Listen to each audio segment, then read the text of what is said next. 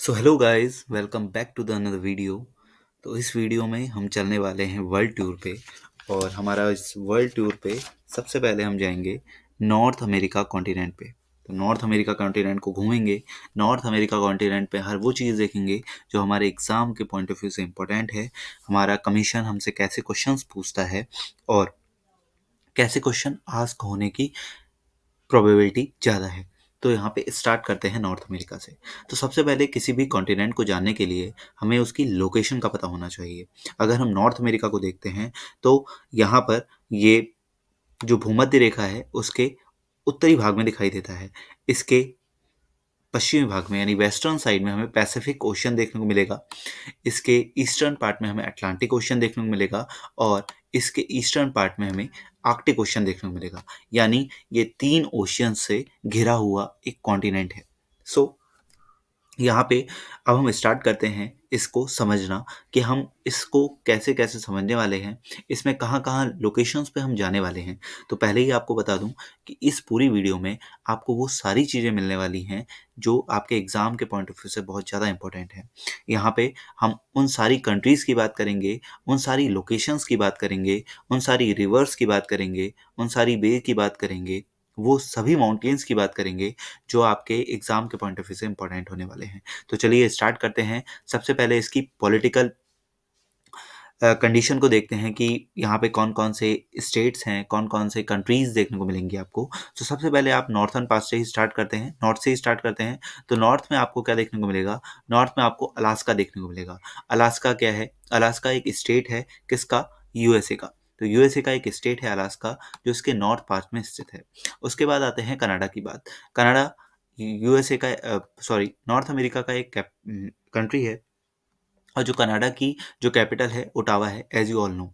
उसके बाद बात करेंगे यूनाइटेड स्टेट्स की। यूनाइटेड स्टेट्स बहुत ही इंपॉर्टेंट है। यहाँ पे आपको बहुत सारी ऐसी लोकेशन देखने को मिलेंगी जिनसे आपके क्वेश्चन पेपर में जो क्वेश्चंस आस्क होते हैं। और यहाँ पे इसकी जो कैपिटल है वो आपको वॉशिंगटन डीसी, जैसा कि आपको पता है वो है। उसके बाद मैक्सिको। नीचे आते हैं तो नीचे जो कंट्रीज़ हैं जो इस सेंट्रल अमेरिका कहा जाता है। अगर मैक्सिको से लेकर आप पनामा की बात करें तो ये आपका मिडिल अमेरिका में आता है। और अगर आप बात करें ग्वाटेमाला से लेकर पनामा तक की तो ये आपका सेंट्रल अमेरिका के पार्ट्स हैं। तो यहाँ पे सबसे पहली जो कंट्री है ग्वाटेमाला है, बेलीज़ है। यहाँ पे आपको एल सल्वाडोर देखने को मिल जाएगा। एल सल्वाडोर के साथ Honduras, then Nicaragua, Costa Rica, Panama. अब ये इंपॉर्टेंट क्यों है? यहाँ से आपको नॉर्थ से साउथ का क्रम पूछ सकता है। ओके। और एक और बात, ये इसलिए भी इम्पोर्टेंट है क्योंकि यहाँ पर आपको देखने को मिल रहा होगा सेंट्रल अमेरिका का एक ऐसा देश। ऐसा क्वेश्चन पूछा जा सकता है कि सेंट्रल अमेरिका का वो कौन-सा देश है जो केवल अन अटलांटिक ओशन से के बॉर्डर पर है। तो अटलांटिक ओशन से बॉर्डर बनाता है। तो यहाँ पे एक बेलीज़ ही ऐसी कंट्री है सेंट्रल अमेरिका की जो अटलांटिक ओशन के कोस्ट पर है। उसके बाद बात करें, एक और क्वेश्चन ऐसे आस्क हो सकता है कि वो कौन-सी कंट्री है जो ओनली पैसिफिक ओशियन से लगी हुई है? तो वो है एल सल्वाडोर। बाकी सारी कंट्रीज़ दोनों ही ओशियन यानी अटलांटिक ओशियन और पैसिफिक ओशियन से लगी हुई हैं। लेकिन ये ही ऐसी 2 कंट्रीज़ हैं, यानी बेलीज़ एक ऐसी ऐसी कंट्री है और यहाँ पे एक एल सल्वाडोर ऐसी कंट्री है जो केवल पैसिफिक ओशियन या केवल अटलांटिक ओशियन से लगी हुई है। तो ये तो थी आपकी पॉलिटिकल जानकारी जो आपको इसमें ध्यान रखनी थी। अब सबसे पहले इसमें आउटर लोकेशंस पे देखते हैं कि आउटर लोकेशंस पे आपको कौन-कौन सी चीज़ें देखने को मिलेंगी, कौन-कौन से आइलैंड्स देखने को मिलेंगे, कौन-कौन सी बेस देखने को मिलेंगी और कौन-कौन सी इंपॉर्टेंट स्ट्रीट्स देखने को मिलेंगी जिसके जो यहाँ पे बहुत ही इंपॉर्टेंट है। तो हम स्टार्ट करते हैं नॉर्थ से ही। नॉर्थ साइड में हमें अलास्का के पास देखने को मिलता है ब्यूफोर्ट सी। ब्यूफोर्ट सी के अगर हम ईस्टर्न पार्ट में जाएँगे तो यहाँ पे हमें बैंक आइलैंड देखने को मिलेगा। ये जो आपको देखने को मिल रहा है ये बैंक आइलैंड है। उसके बाद आप आगे की ओर बढ़ेंगे तो आपको यहाँ पे देखने को मिलेगा एलिज़ाबेथ आइलैंड और सॉरी ये है आपका विक्टोरिया आइलैंड। उसके ऊपर अगर आप देखें तो यहाँ पे आपको देखने को मिलेगा विक्टोरिया आइलैंड। विक्टोरिया आइलैंड के बाद आपको ये है आपका एलिज़ाबेथ आइलैंड और विक्टोरिया आइलैंड के आगे आपको अगर देखें तो यहाँ पे आपको देखने को मिलेगा बैफिन आइलैंड। ओके, ये बैफिन आइलैंड बहुत इंपॉर्टेंट है क्योंकि बैफिन आइलैंड से होते हुए आप ग्रीनलैंड जा सकते हैं। लेकिन ग्रीनलैंड जाने के लिए आप क्या चीज़ यूज़ करेंगे? या तो आप बैफिन बे यूज़ कर सकते हैं या आप डेविस स्टेट यूज़ कर सकते हैं। यहाँ पे आपको डेविस स्टेट देखने को मिल जाएगी लैब्राडोर सी में। तो आपके लिए जो नियरेस्ट पार्ट पड़ेगा बैफिन आइलैंड से ग्रीनलैंड जाने के लिए, वो है आपकी यहाँ पे डेविस बे। ओके, डेविस स्ट्रेट, यहाँ पे जो डेविस स्ट्रेट देखने को मिलेगी, वहाँ से आप डायरेक्टली ग्रीनलैंड जा सकते हैं। तो क्वेश्चन ऐसे आस्क हो सकता है कि जब आपको बेफिन आइलैंड से ग्रीनलैंड में जाना है तो आप किस मार्ग का प्रयोग करेंगे? या आप बेफिन बे का प्रयोग करेंगे या आप डेविस जलसंधि का प्रयोग करेंगे, जिससे आप जल्दी पहुंच पाएं तो आप डेविस जलसंधि का प्रयोग करेंगे। ओके, तो ये जो सारी चीजें थी जो हमने देखी, यहाँ पे आपने ब्यूफोर्ट सी देखा, बैंक आइलैंड देखा, विक्टोरिया आइलैंड देखा, ऊपर आपने क्वीन एलिजाबेथ आइलैंड देखा, उसके बाद आपने बेफिन आइलैंड देखा, बेफिन बे देखी, ग्रीनलैंड देखा और डेविस जलसंधि देखी। तो ये सभी किसमें स्थित हैं? आर्कटिक ओशन के पार्ट्स हैं। ओके, अब हम नीचे की तरफ आते हैं। नीचे की तरफ हम सबसे पहले देखते हैं, यहाँ पे आपको जेम्स बे देखने को मिलेगी। ये देखिए, आप कनाडा के पास आते हैं तो कनाडा के पास आपको जेम्स बे देखने को मिलेगी। आपको इससे ये भी अंदाजा लगेगा कि हम किस प्रकार से इस मैप को इजीली पढ़ सकते हैं, जिससे आपके एग्जाम में रिवीजन के टाइम पे आपको इजी हो। तो यहाँ पे आपको जेम्स बे देखने को मिलेगी और यहाँ पे आपको हडसन बे देखने को मिलेगी। इससे आप ऊपर की पार्ट चलेंगे, यानी नॉर्थ पार्ट में चलेंगे, तो यहाँ पे आपको हडसन जलसंधि में देखने को मिलेगी, यानी हडसन स्टेट देखने को मिलेगा। ये देखिए, यहाँ पे आपको हडसन स्टेट देखने को मिला। उसके बाद ये जो है, ये है अनगावा पेनिनसुला। यहाँ पे अनगावा पेनिनसुला, अब पेनिनसुला क्या होता है, एज यू ऑल नो, कि जो 3 साइड से किससे जल से घिरा रहता है और एक साइड से स्थल से घिरा रहता है, वो क्या कहलाता है? पेनिनसुला कहलाता है। उसके बाद आपको अनगावा पेनिनसुला के पड़ोस में ही आपको अनगावा बे देखने को मिल जाएगी। जैसे जैसे अनगावा बे से आगे की ओर चलेंगे, आपको लैब्राडोर सी देखने को मिलेगी। लैब्राडोर सी के अगर आप साउथ की तरफ आते हैं, नीचे की तरफ आएंगे, तो आपको यहाँ पे इस पार्ट में, ये देखिए, इस पार्ट में आपको क्या देखने को मिलेगा? न्यू फाउंडलैंड देखने को मिलेगा। ये देखिए, इस पार्ट में आपको ये यहाँ पे न्यू फाउंडलैंड देखने को मिलेगा और न्यू फाउंडलैंड और ये जो आपका लोकेशन है, इसके बीच में आपको स्ट्रेट ऑफ बेले ऐसले देखने को मिलने वाली है। सो यहाँ पे जब हम स्ट्रेट ऑफ बेले ऐसले से होते हुए न्यू फाउंडलैंड को पार करते हुए नीचे की तरफ बढ़ते हैं, तो हमें यहाँ पे देखने को मिलती है सेंट लॉरेंस की bay. Okay, bay of Saint Lawrence देखने को मिलेगी और बे ऑफ सेंट लॉरेंस से नीचे की तरफ जाने पर हमें देखने को मिलेगा नोवा स्कॉशिया। ओके, नाउ हम नोवा स्कॉशिया से नीचे की ओर जाएंगे। नोवा स्कॉशिया एक आइलैंड है। नोवा स्कॉशिया से नीचे की ओर जाएंगे तो हमें देखने को मिलेगी बे ऑफ फंडी, जो यहीं पे स्थित है। यहाँ पे अगर आप देखें तो यहाँ पे स्थित है बे ऑफ फंडी। ओके, ये भी इंपॉर्टेंट है, bay of Fundy. Bay of Fundy से जब नीचे की ओर आते हैं तो यहाँ पे हमें देखने को मिलता है, ये है लॉन्ग आइलैंड। ओके, और लॉन्ग आइलैंड में जो न्यूयॉर्क शहर है वो स्थित है। यहाँ पे अगर आप देखें तो यहाँ पे आपको न्यूयॉर्क देखने को मिल जाएगा। ठीक है, तो न्यूयॉर्क शहर यहाँ पे स्थित है। ऐसे ही जब हम नीचे की ओर जाते हैं, लॉन्ग आइलैंड से नीचे की ओर जाते हैं, तो अब हमें देखने को मिलने वाला है, वो है केप हैटर्स। ओके, यहाँ पे चेसापेake के बे भी है और यहाँ पे केप हैटर्स भी स्थित है। तो ये यहाँ पे आपका केप हैटर्स आपको देखने को मिलने वाला है और यहाँ पे आपको चेसापेake के बे देखने को मिलने वाली है। जब चेसापेake के बे से नीचे की ओर जाते हैं, यानी साउथ की तरफ मुड़ते हैं, तो साउथ की तरफ हमें देखने को मिलने वाला है बहुत important peninsula, which is Florida peninsula. Okay, Florida peninsula की बात करेंगे। फ्लोरिडा स्टेट है यूनाइटेड स्टेट्स का एक। ओके, ये जो फ्लोरिडा है, ये आप जैसा कि अभी ऊपर भी हमने देखा था, अनगावा की बात करी थी। अनगावा एक पेनिनसुला है, ठीक उसी प्रकार से फ्लोरिडा भी क्या है? एक पेनिनसुला है। ओके, फ्लोरिडा के पड़ोस में आपको देखने को मिलेगा the Bahamas. Okay, the Bahamas एक आइलैंड है और यहाँ पे कोरल रीफ्स आपको देखने को मिलेंगी। ठीक, कोरल रीफ जैसे कि हमारे इंडिया में लक्षद्वीप है, ठीक उसी प्रकार से आपको नॉर्थ अमेरिका में कोरल रीफ देखने को मिलती है बहामास में।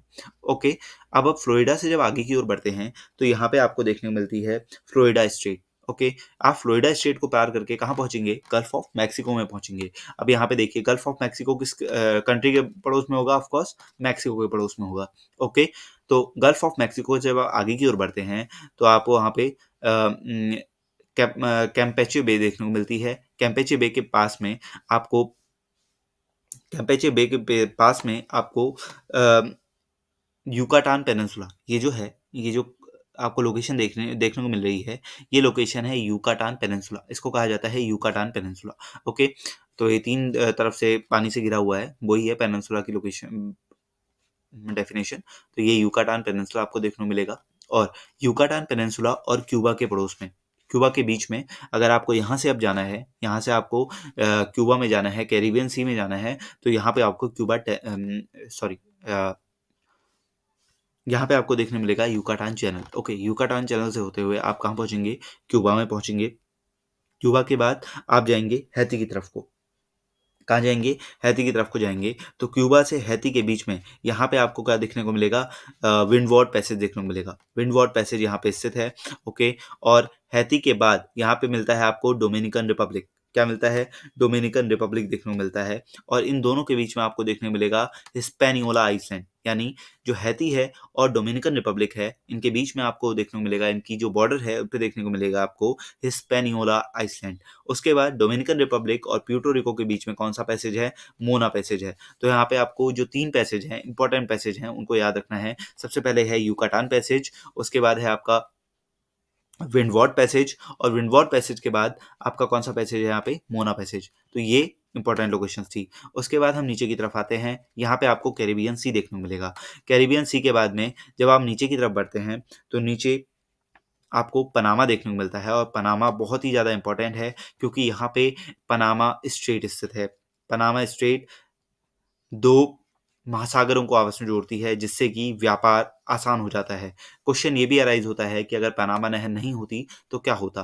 तो अगर आप देखें, यहाँ पे आपका है अटलांटिक ओशियन और यहाँ पे आपका था पैसिफिक ओशियन। तो पैसिफिक ओशियन को जब पनामा नहर से होते हुए जोड़ा गया है, तो पनामा नहर एक बहुत इंपॉर्टेंट रोल प्ले करती है आपके व्यापार के लिए, क्योंकि ये आपको एक सीधा मार्ग प्रोवाइड करती है यहाँ से पैसिफिक ओशियन में पहुंचने का। अगर पनामा नहर नहीं होती तो क्या होता? आपको इस पूरी साउथ अमेरिका को घूमकर पैसिफिक ओशियन में पहुंचना पड़ता, जिससे टाइम की वेस्टेज होती और मनी की भी वेस्टेज होती। तो यहाँ पे आपको क्या देखने को मिलती है?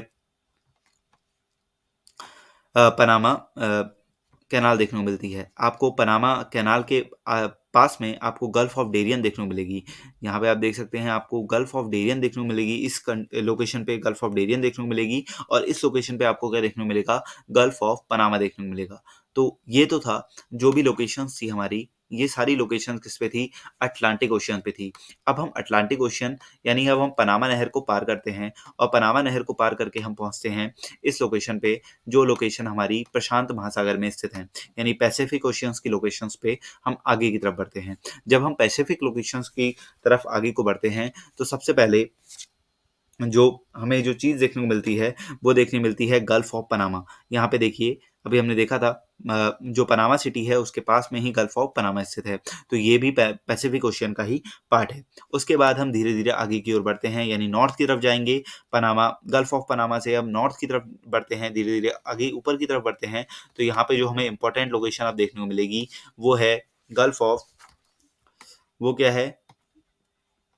ये देखिए, यहाँ पे आपको देखने मिलेगी गल्फ ऑफ कैलिफोर्निया।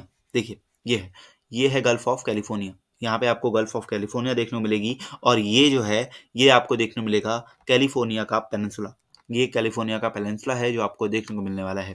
उसके बाद आप धीरे धीरे नॉर्थ की तरफ बढ़ते हैं, तो नॉर्थ की तरफ बढ़ने पर आपको दिखता है वैंकूवर आइलैंड। बहुत ही इंपॉर्टेंट है वैंकूवर आइलैंड, क्योंकि ये दोनों से ही अलग है। देखिए, अगर आप देखें, यहाँ पे जो कनाडा है, यहाँ पे यूएसए है, तो यूएसए और कनाडा दोनों से ही नहीं मिलता है।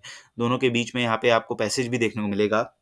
यहाँ पे आपको एक जॉन डी फूका पैसेज देखने को मिलने वाला है। यहाँ पे जो ये वाला जो पैसेज है इसको कहते हैं Juan de Fuca passage. Juan de Fuca passage से ये वैंकूवर आइसलैंड कनाडा को भी अलग करता है, और वहाँ से यूएसए को भी अलग करता है। उसके बाद आप आगे की तरफ बढ़ेंगे तो आपको क्वीन चार्लोटे जो है आइलैंड देखने को मिलने वाले हैं। क्वीन चार्लोटे आइलैंड के बाद आपको ये यहाँ पे देखिए, यहाँ पे आपको अलेक्जेंडर आर्किपेलागो देखने वाले हैं। अलेक्जेंडर आर्किपेलागो क्यों पड़ा इनका नाम? बिकॉज यहाँ पे बहुत सारे जो आइलैंड है वो आपस में बहुत छोटे छोटे एरिया में फैले हुए हैं, तो यहाँ पे इसे कहा जाता है Alexander archipelago. Okay, Alexander archipelago से जब आप नॉर्थ की तरफ जाते हैं तो आपको अलास्का के पास में देखने को मिलती है gulf of Alaska. Okay, gulf of Alaska देखने को मिलती है, और गल्फ ऑफ अलास्का के बाद जब आप आगे को जाएंगे तो आपको यहाँ पे ये देखिए, इस लोकेशन पे आपको देखने को मिलेगा कोडियक आइसलैंड। ओके, यहाँ पे आपको देखने को मिलेगा कोडियक आइसलैंड। कोडियक आइसलैंड के बाद आपको जब आप आगे की तरफ जाएंगे तो आपको क्या देखने को मिलेगा, आपको देखने को मिलेगा बेरिंग सी।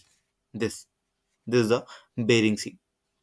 ओके, और बेरिंग सी के बाद अगर आप देखें तो जो लास्ट लोकेशन आपकी जो इम्पोर्टेंट है यहाँ पे वो है बेरिंग स्ट्रेट। बेरिंग स्ट्रेट यहाँ पे आप देखने को मिलेगा। तो बेरिंग स्ट्रेट क्या काम करती है, जो यूएसए के अलास्का है, और यहाँ पे आपको देखने को मिलेगा रसिया का साइबेरिया। यहाँ पे देखने को मिलेगा आपको रशिया का साइबेरिया। रशिया के साइबेरिया को यूएसए के अलास्का से अलग करने का काम करती है बेरिंग स्ट्रेट, जो आपकी बेरिंग सी पे स्थित है।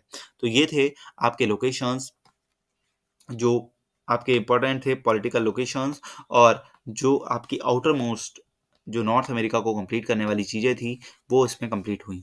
अब हम इसके आगे वाले पार्ट में बात करेंगे कि इसमें कौन कौन से माउंटेन्स जो इम्पोर्टेंट हैं, कौन कौन सी नदियाँ इम्पोर्टेंट हैं, कौन कौन से प्लेटूज इम्पोर्टेंट हैं, और कौन कौन सी जो सिटीज़ हैं वो इम्पोर्टेंट हैं। Thank you so much for watching this video. Please do like, share and subscribe.